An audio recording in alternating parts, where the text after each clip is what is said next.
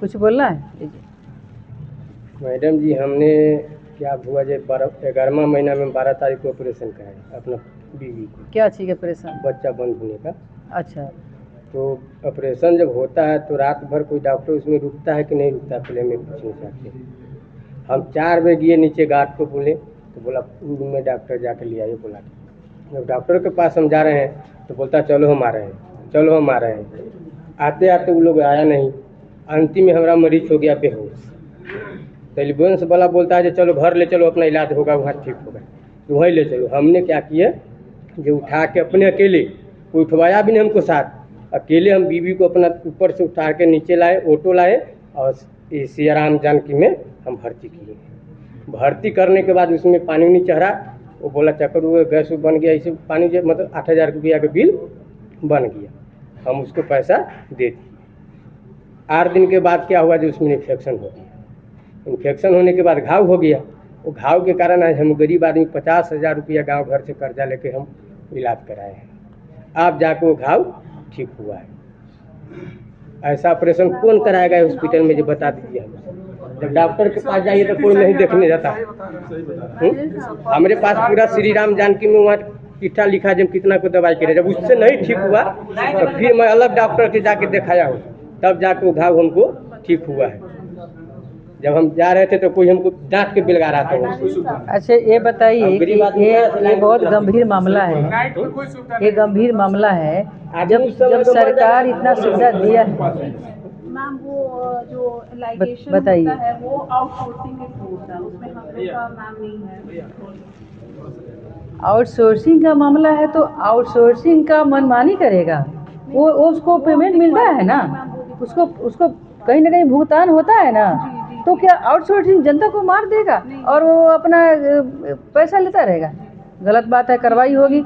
Outsourcing का कौन है? आउटसोर्सिंग अभी जो काम चला कर रहा है यहाँ पर, हाँ, तो आप लोगों ने कोई इस पर संज्ञान लिया कि इसका समस्या जो था? अगर मेरा बीवी मर जाता तो कोई देता? ये एकदम से ढीला, ये लूजपूज है। मैम एक रिटन कंप्लेन आप दे दीजिए। हमने पूरा चिट्ठा 50,000 हम गरीब आदमी का ब्याज पे उठा के पैसा हम इलाज करवाए, आप कौन देगा उसको? सुनो, यहाँ बैठ के वो लोग से एप्लीकेशन लिखिए, यहाँ पर लिखवाइए, एप्लीकेशन लिखवाइए।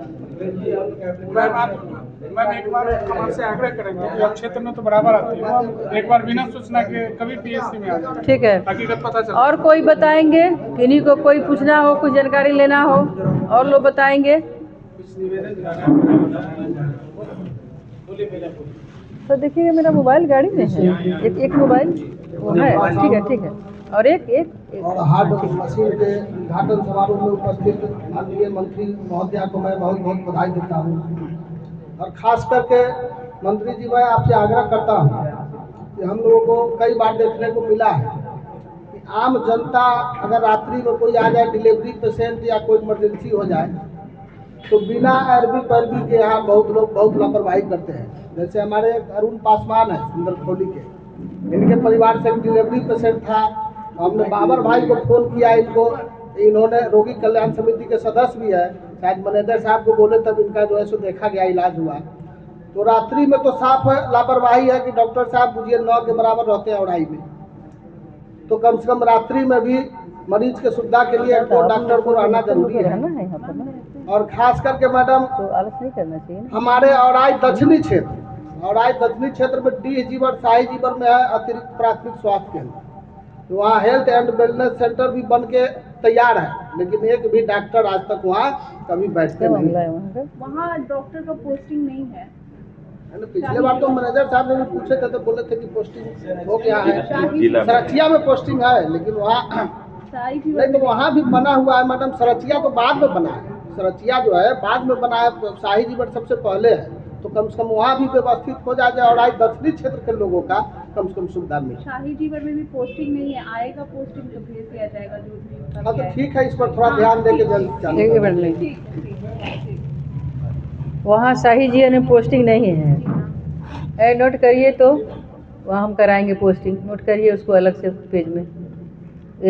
फलाने जो स्वास्थ्य केंद्र में पोस्टिंग नहीं है और वहाँ पर सब तैयार होकर पड़ा हुआ है, ठीक ना, तो उसको लिखिए और पूरा वो बना के लिखिए कि हमको सीए से इसे बात करना है इस पर, ठीक है।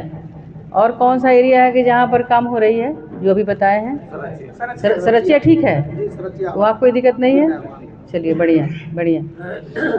और आप लोगों से कोई बताइए, हमारे तेज तरार जो है धुरंधर हमारे वो बेचन महतो जी हैं, इनके द्वारा बाद में एकदम आप सोच के रखिएगा, सोच के बाद में। हाँ आप लीजिए। आप सभी को नमस्कार। सबसे पहले मैं माननीय मंत्री जी को बहुत बहुत धन्यवाद देना चाहता हूँ कि उन्होंने बहुत अपने मेहनत अपने प्रयास से अल्ट्रासाउंड चालू करवा दी। लेकिन मैडम सबसे बड़ी सवाल है कि हमारे हरिओम भाई जो एक बात उठाए हैं, मैं भी मेरे गांव का एक पेशेंट आया था और आयुष चिकित्सक महोदय बैठे हुए मरीज को बाहर से भगा रहे थे कि जाओ सवेरे आके। कौन भगा रहे थे? उनका नंबर भी रिकॉर्ड भी मेरे पास है, हम बताएंगे आपको। दूसरी बात, एक मरीज मेरे घर के बगल का जो समार पीट हुआ था उसको हम खुद अपने गाड़ी से लेके आए थे और इनके हॉस्पिटल में मैडम स्टीच करने का व्यवस्था नहीं था। मरीज को भेज दिया गया कि उसको मुजफ्फरपुर ले जाइए और मैडम स्टीच कराने के लिए पेशेंट मुजफ्फरपुर जाए और उसी समय हम बाहर में श्री राम हॉस्पिटल है गए, बेचारा फ्री में कर दिया, ऐसे देखा फ्री में कर दिया। तो मैडम स्टीच भी अगर हॉस्पिटल में नहीं हो, इतना व्यवस्था है सरकार का। आज पहली बार हम भी सुने हैं मैडम कि दंत चिकित्सक भी हैं, आज पहली बार दर्शन भी हुए। बहुत ऐसे डॉक्टर साहब हैं जिनका पहली बार हम दर्शन कर रहे हैं, तो बहुत लोग बहुत डॉक्टर साहब के नाम भी बहुत सुने। दूसरी बात है, एक चीज़ और कहना चाहेंगे मैडम, बहुत पहले हम चूँकि पंचायत समिति सदस्य भी हैं, सर सामने में बैठे हुए यहाँ कई बार हॉस्पिटल में, तो उससे अच्छा है कि आप जो है कि यहाँ बताएंगे तो वो समाधान होगा, है ना। और अगली जो बैठक होगी, अगली जो हम लोग बैठेंगे तो उस पर कितना हमारे जो है कि इस विभाग के जो पदाधिकारी हैं वो लोग कितना अमल किए, है ना। तो ये चीज़ हम लोग को शुरुआती करना है, ये शुरुआती हो रही है मेरे रीजन में। तो आप लोग में से कोई एक आदमी अगर पहले जो बोलना चाहते हैं कि ये चीज़ जो है कि जनता को नहीं मिल रहा है या यहाँ दिक्कत होता है, कोई लोग बता सकते हैं, वो ले जाइए माइक। जी ठीक है। माननीय मंत्री जी को आभार। दंत चिकित्सा के संबंध में मैम हमको ये कहना है कि दांत से संबंधित बहुत सारे लोग औराई प्रखंड के जो गरीब परिवार से आते हैं, जो बड़े लोग हैं तो मुजफ्फरपुर चले जाते हैं, उसका एक मशीन है मैम PHC में जो रखरखाव के बिना खराब हो गया, तो उस पर मैम काम करने की आवश्यकता है कि दंत रोग से जो पीड़ित लोग हों उनका समुचित इलाज हो PHC में। अच्छा है, मशीन ठीक करा लिए नहीं। आप सभी हमारे जितने जो है हमारे यहाँ पर पूरे कहिए कि औराई यहाँ बैठे हुए हैं, सभी लोग यहीं बैठे हैं, लेकिन सब जनता आ गया तो सब जनता आ गया नहीं। आप लोग बहुत मुख्य औराई विधानसभा के सभी लोग हैं जो जनता के ट्वीट मैसेज पहुंचाते हैं। तो आप जानिए कि यहाँ इनका जो क्वेश्चन उठाया हुआ था उस पर हमारे पदाधिकारी संबंधी बताए हैं कि मशीन बन चुकी है। अब दांत के जो मरीज होंगे, पेशेंट होंगे, यहीं पर अपना इलाज कराएंगे। आप लोग बताएंगे कि ये छोटी छोटी चीज़ों जो है कि जनता को बहुत ज़रूरत की चीज़ है। इस तरह से परेशानियाँ उनको होती है कि वो अपना कष्ट झेलते रहते हैं, जबकि यहाँ सुविधा है, ठीक ना। तो सब लोग थोड़ा जानकारी इसको देंगे। और मैं मीडिया भाई से भी कहूँगी कि आप अपने माध्यम से, आपके माध्यम से मैं भी जनता भाई को बताना चाहूँगी कि यहाँ जो है ये सुविधा जो दंत चिकित्सक हैं इनके द्वारा बताया कि यहाँ वो सारी मशीनें ठीक ठाक स्थिति में है, सब लोग यहाँ आके अपना इलाज कराएं, अपना दिखवाएं। और कोई उठाना चाहते हैं कोई समस्या?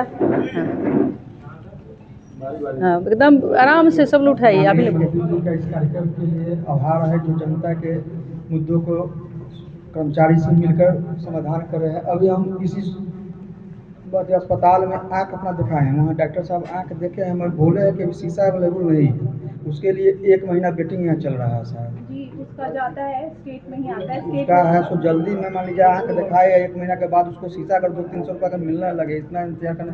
मंत्री जी से मांग है तो कहीं से विभाग से पकड़ के उसको जल्दी से करवाइए, 2-4 दिन में अवेलेबल हो जाए। 1 महीना मैंने बुजुर्ग आदमी है तो उसको तो बहुत चश्मा के लिए मतलब कि जो आउटसोर्स है जो यहाँ पे आंख देख के फिर यहाँ से पटना भेजा जाता है, क्योंकि एक स्टेट से ही उसका ग्लास बन के और चश्मा बन के यहाँ पे कुरियर हम लोगों को आता है, फिर हम लोग बुला के उसको देते हैं। उसमें थोड़ा समय लग जाता है, 1 महीना नहीं है, 15 दिन के अंदर में 15 दिन तक आ जा रहा है। मतलब माने कुछ स्पेशल अगर रहा होगा, क्योंकि वो ऐसा प्रावधान किया हुआ है कि जो यहाँ पे टेस्ट करेगा, अगर जिनको चश्मे की जरूरत है तो उनका नाम और उनका पूरा पावर ये पटना जाता है, पटना से फिर चश्मा बन के हम लोगों के पास में आता है, फिर हम लोग उसको बुला के उनको देते हैं। तो उसमें थोड़ा सा 15-20 दिन का समय है वो लग जा रहा है, तो उसको और हम लोग फॉलो अप करवा ले रहे हैं कि जितना कम से कम समय में अवेलेबल हो जाए सो। लेकिन अब एक चीज और हम बताना चाहेंगे कि अपने यहाँ फ्री में आंख जांच होता है, और जिनका भी आंख अगर खराब है तो उनका चश्मा भी उनको फ्री में ही दिया जाता है।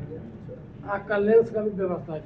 आंख लेंस की व्यवस्था नहीं है, उनको फ्री में चश्मा दी जाती है। अगर कैटरेक्ट के भी अगर कोई पेशेंट अगर निकलते हैं, एक ही कंपनी को मिला हुआ है आउटसोर्स में, तो बड़ी कंपनी है, तो वो कैटरेक्ट का ऑपरेशन भी यहाँ से लोगों को ले जाके करवाते हैं। 20 आदमी का कैटरेक्ट का भी ऑपरेशन हुआ है यहाँ पे, जनता वहाँ जगह और मिलेगा, यहाँ पर नहीं मिलेगा। चश्मा भी वितरित हम लोग को लगता है कि 150 आदमी के आसपास में हुआ है। तो आप सब लोगों से आग्रह होगा कि अगर जो भी वैसे है पेशेंट जो गरीब है, जिनको चश्मा के लिए बार बार देना पड़ता है चेंज करा के, तो वो यहाँ आके अपना चश्मा का आंख जांच करा के फ्री में चश्मा ले सकते हैं।